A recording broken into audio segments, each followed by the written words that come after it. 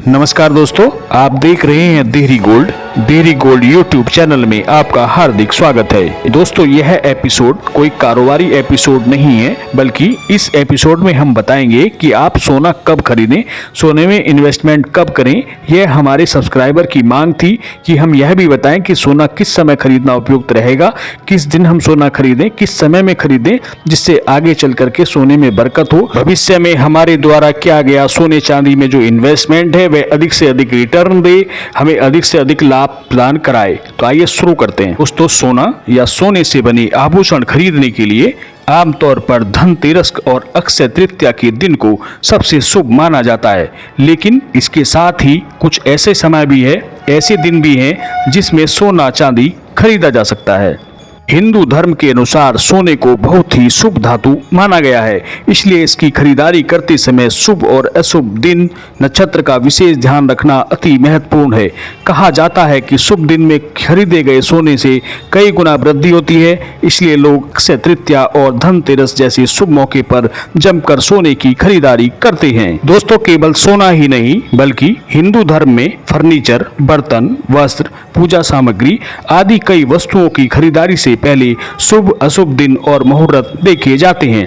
इसके लिए ऐसी मान्यता है कि शुभ दिन में खरीदी गई चीजों से घर पर शुभता आती है और उसका अपेक्षित लाभ मिलता है। जानते हैं सोना खरीदने के लिए कौन सा दिन उपयुक्त रहेगा। तो जब आप धनतेरस के दिन या अक्षय तृतीया के दिन सोना चांदी खरीदते हैं तो उस समय आपको लक्ष्मी की कृपा से खूब बरकत होती है। लेकिन अक्षय तृतीया और धनतेरस वर्ष में सिर्फ 2 बार आती है, फिर हम बीच में भी खरीदारी करते हैं या हमें कई बार आवश्यकता पड़ती है कि हम इन्वेस्टमेंट करें या खरीदारी करें, आभूषण वगैरह खरीदें, तो आप गुरुवार और रविवार के दिन सोना खरीद सकते हैं।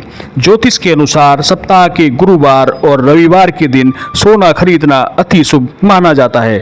इन दिनों में खरीदे गए सोने से कुंडली में गुरु ग्रह और सूर्य ग्रह की स्थिति भी मजबूत होती है। दोस्तों, ज्योतिष शास्त्र के अनुसार यदि गुरुवार और रविवार के दिन पुष्य नक्षत्र हो तो उसको रवि पुष्य योग या गुरु पुष्य योग कहा जाता है, और इस दिन सोना चांदी खरीदने से या सोने के आभूषण खरीदने से बहुत ज़्यादा भविष्य में चल करके लक्ष्मी जी की कृपा बरसती है और घर में स्थायी रूप से बरकत आती है।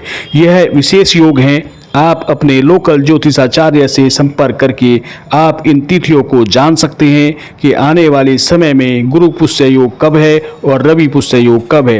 इसके अलावा त्रिपुष्कर योग और द्विपुष्कर योग का बहुत बड़ा महत्वपूर्ण स्थान है। दोस्तों, यहाँ पर महत्वपूर्ण जानने योग्य बात यह है कि शास्त्रों के अनुसार त्रिपुष्कर योग में खरीदी गई वस्तुएं निकट भविष्य में 3 गुना वृद्धि करती हैं। यानी कि यदि आपने कोई वस्तु आज खरीदी है और त्रिपुष्कर योग का संयोग बन रहा है तो आने वाले समय में वह वस्तु आप 3 बार खरीदेंगे।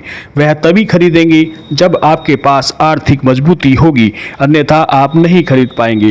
त्रिपुष्कर योग में लोग जमीन खरीदते हैं, लोग कार खरीदते हैं, सोना चांदी खरीदते हैं या अचल और अचल संपत्ति का इन्वेस्टमेंट करते हैं, उसकी खरीदारी करते हैं और निकट भविष्य में उसकी 3 गुना वृद्धि होती है, ऐसा शास्त्रों में वर्णन है। इसी प्रकार द्विपुष्कर योग में खरीदी गई प्रॉपर्टी, किया गया इन्वेस्टमेंट आने वाले समय में निकट भविष्य में 2 गुना वृद्धि करता है, ऐसा शास्त्रों में वर्णन है। यह हमारा निजी अनुभव भी है। इस तरह का हमने निजी अनुभव भी किया है और ये प्रयोग किए हैं और हमारे अनुभव सकारात्मक रहे हैं। दोस्तों, देहरी गोल्ड चैनल इस प्रकार का दावा बिल्कुल नहीं कर रहा है कि त्रिपुष्कर और द्विपुष्कर या रवि पुष्य योग या गुरु पुष्य योग में खरीदी गई प्रॉपर्टी आपको 100% 3 गुना और 2 गुना वृद्धि या 10 गुना वृद्धि कराएगी।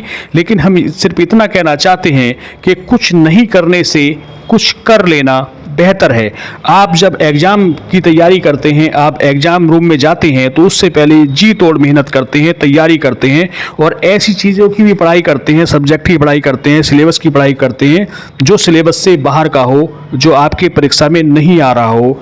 तब भी आप कई बार एक्स्ट्रा तैयारी करके जाते हैं। आप कोई भी काम करते हैं तो वह वैज्ञानिक दृष्टिकोण से ही सही, आप मान लीजिए कि हम वैज्ञानिक दृष्टिकोण अपनाते हैं, तब भी हम हर तरह की प्रिपरेशन करते हैं और समय की गणना करते हैं। ज्योतिष शास्त्र सिर्फ समय की गणना है, समय का सटीक विश्लेषण करना ही ज्योतिष शास्त्र है। यह वैज्ञानिक दृष्टिकोण से फिजिक्स के अंतर्गत आता है कि आप जब किसी काम को करते हैं तब उसमें आप फिजिक्स के नियमों को फॉलो करते हैं, उसमें समय देखते हैं, अन्य चीज़ों का ध्यान रखते हैं। यही ज्योतिष शास्त्र है, यही ज्योतिष शास्त्र का मूल संकल्पना है।